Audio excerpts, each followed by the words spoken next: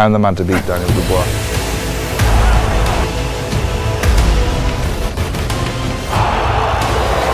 You're going to sleep. Frank, the heavyweight landscape has fragmented over the weekend, and here we are to launch Dubois Gorman right next to the O2 here. I mean, it's almost the next phase of the heavyweight division, isn't it? Well, it is. These are the young bucks coming through. For one of these guys, he's going to get himself a seat at the table. I think they're certainly going to the top 5, maybe even top 3, the winner of this fight. And they thoroughly deserve it, having had the balls to step up at this stage of their career and fight each other. It's interesting you just said in the press conference, but if you had the opportunity, you would take the Dillian Whyte fight for any of our boys. I presume by saying that, the same would go for Oscar Rivas.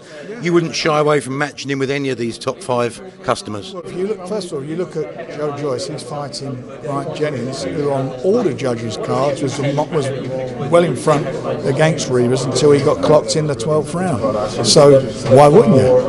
Why wouldn't you do it? Do you see the title picture getting fragmented again now? I don't know, it depends. I don't know. If all the organisations allow this rematch, if it takes place, to take place, then that'll be that obviously will determine where those 3 belts go. And I think those 3 belts, they probably will wind up with Ruiz, judging on what I see the other night. And then Al Heyman is his promoter, so he's going to be in a position where he's got him and Deontay Wilder. So it's going to be quite an interesting situation. And I'm hoping that Tyson comes through his fight on the 15th of June. He wins that and comes through, then he'll have another outing in the autumn. Provided he comes through those fights, he'll be quite close to fighting Deontay Wilder. I don't want to labour the point too much about Joshua, because that's not why we're here. But what I will say is that you were flagging up warning signs about Joshua's defences. Well, how far back am I going? Dillian Whyte fight, maybe as far back as that? Yeah, before that, I think, going back to some of those fights, you could see it, I could see it, and look, it's not about me being. I don't go and voice that opinion. I'm asked my opinion, so I give my opinion. It might be right, might be wrong. I've been doing this for over 40 years now. Well over 40 years, probably about 45 years in the boxing business.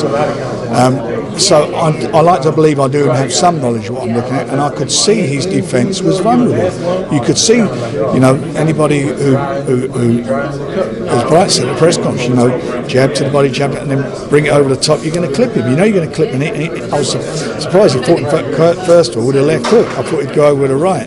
But he does get caught, and he's got fast hands, and he exploited that, and absolutely thinking he'd come off the floor as well. He done tremendously well. It's a tough, it's tough for AJ. I didn't want to see him get beat. If anyone wanted to beat, when he got beat, I wanted it to be by Tyson. So it's not good for British boxing. We were in a great shape with him being there as well. He's been a great standard bearer for the heavyweight division. He's brought a lot of new eyeballs to the sport. Sky done a great job with him, but now it's all about moving forward, and it's about these guys coming through, because they'll be up next year. They're going to be up there in that position, fighting for world titles. Before we come back to Daniel and Nathan, if Tyson Fury ever needed a little warning sign about banana skins and rank outsiders causing upsets, he got that at the weekend, didn't he, ahead of his fight with Tom Schwartz? He certainly did, but remember, he's been in a position where he was the outsider when he fought Klitschko. Exactly the same record, 24-0. Nobody gave him an earthly. I'm not talking about me, I'm talking about a few people there. Well, most of the press made Klitschko a big favourite, and he went and done what he had to do. Anything can happen with this big guy. I don't know how good Schwartz is. I think Tyson's skills will be too much for him, at least I hope so. But he's undefeated, and he fancies the job, so we'll see. He is a step into the unknown in many respects, isn't he? Of course he is. Tyson at the moment, that's the way it was decided between all of us, to build his profile in the States. ESPN wanted to give him a couple of these type of fights, so that's where we are. But this fella is, he's not coming to make up the numbers. The rhetoric between Daniel and Nathan is still Nathan doing most of the talking, and it still goes back to the famous sparring at Sheffield. Daniel seems quite happy to sort of take all that on the chin at the moment, doesn't he?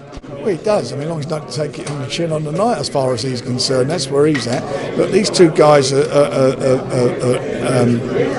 excellent young heavyweights. There's no doubt about that. Two of the best young heavyweights in the world. What happened back there in Sheffield? That they were much younger. They're now, and certainly both of them are much more now. Obviously more professional with the fights they've had. They're not training in an amateur environment. They're both learning their trade. They're both coming through, and I think we're going to see something special on the night between the two. And they've got tremendous self-belief. They both believe they've got the beating of each other. This is a 12-round fight for a title. So we will see. I'm trying to work out how it goes, because what's Nathan's best line of attack? Is it to get up close with sort of uppercuts, or is it to keep Daniel at distance? What's your take on it? I'm sure he's got his thing. You know, he's got fast hands like Ruiz. He's got fast hands. I'm sure he'll try and get under Daniel's jab. I'm sure he'll be throwing punches to the body and bringing him up in the inside. Daniel has got his game plan as to what he's going to do. So that the styles will complement each other, and it's who works out on the night, who's got the key to the door of beating the other guy. They've both got quite fast hands. They throw a lot of punches between them. They got good work rate, so it's going to be a bit of a special fight. Jumping the gun a little bit, before you mentioned about the winner potentially having a fight with Joe Joyce, do you now think that the winner of this might just be ready just to maybe jump that one and maybe move on to a sort of eliminator, that sort of thing? We'll see what happens. I mean, you know, how it is on the night. We'll take us each a step at a time. But have your thoughts changed since the weekend on that sort of thing? Yeah, it's all open now. I mean, let's get it right. If somebody has said, do you want to make the winner of these fight the next fight with Andy Ruiz, you'd have said, yeah, wouldn't you? Yeah. Well, that's frank, about three. Easy job, but you would have said, yeah, we'll go with that. 3 years ago or more, you were maybe not quite that. You got him as an opponent for Hughie Fury, didn't you? And it fell through. Correct. So that's how many fights had you had by then? Yeah, same thing. It's the same position. So it is what it is. That's what happens in this business. You know, these big guys throwing bombs. Anything can happen. Joe Joyce, Byron Jennings. I mean, he's a real one, isn't he? For sure. He's very eloquent. He's fit. I mean, he looks like a good fight tomorrow. It's going to be. I think it'll be a tough fight for Joe. You know, as we mentioned earlier, he was winning that fight against Reavers, and he was in front and got clips, and that was the end of the fight. And you got Joe's coming up for his 10th fight. It's a bit of a step up for him. When you think Dillian White is fighting in his next fight, and he's ranked number 1 by the BO and I think by the BC. In his next fight, he's fighting Reavers, who was losing against him, so it's a bit of a step up for him. And this is Byron's passport back into the thick of things again, isn't it? All these guys, there's a lot on the line for these big fellas. There's a lot on the line, and anything can happen in this sport. At the moment, you can't be shocked of anything with these heavyweights. You can't be shocked of anything. I want to ask you about another fight on the card which you've announced this week. Archie Sharp versus Jordan McCrory.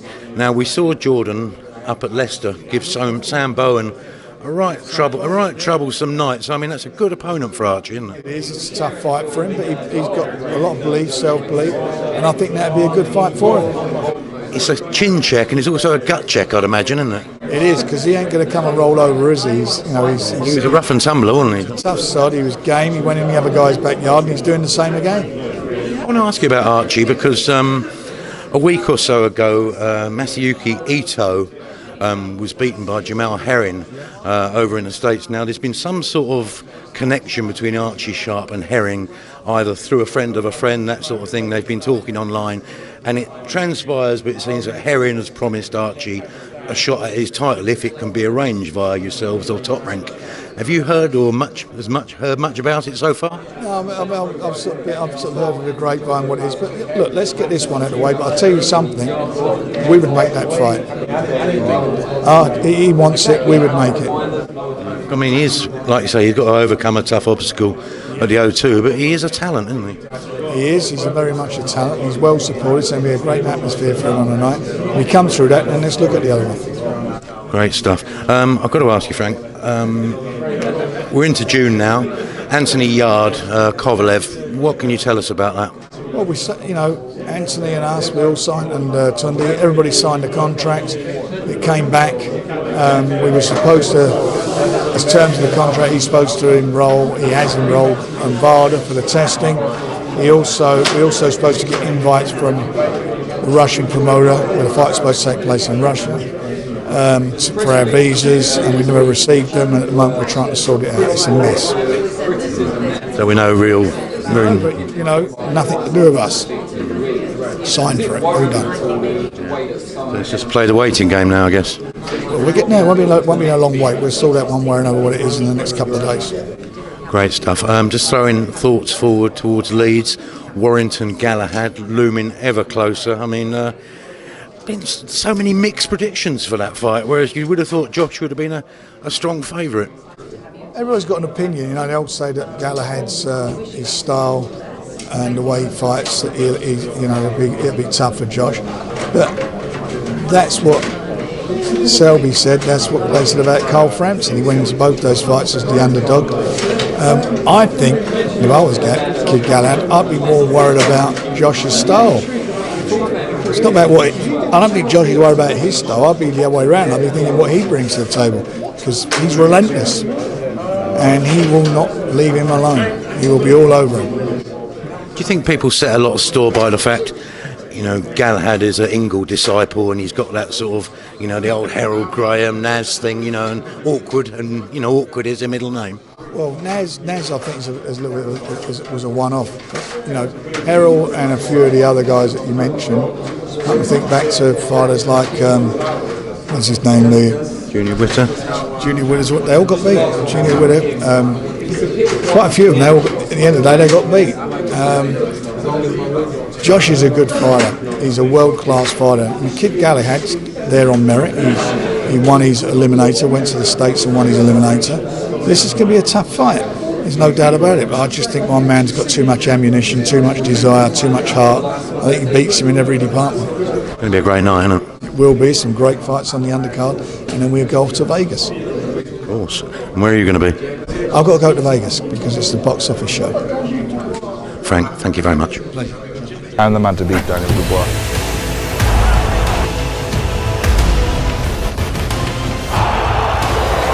You're going to sleep.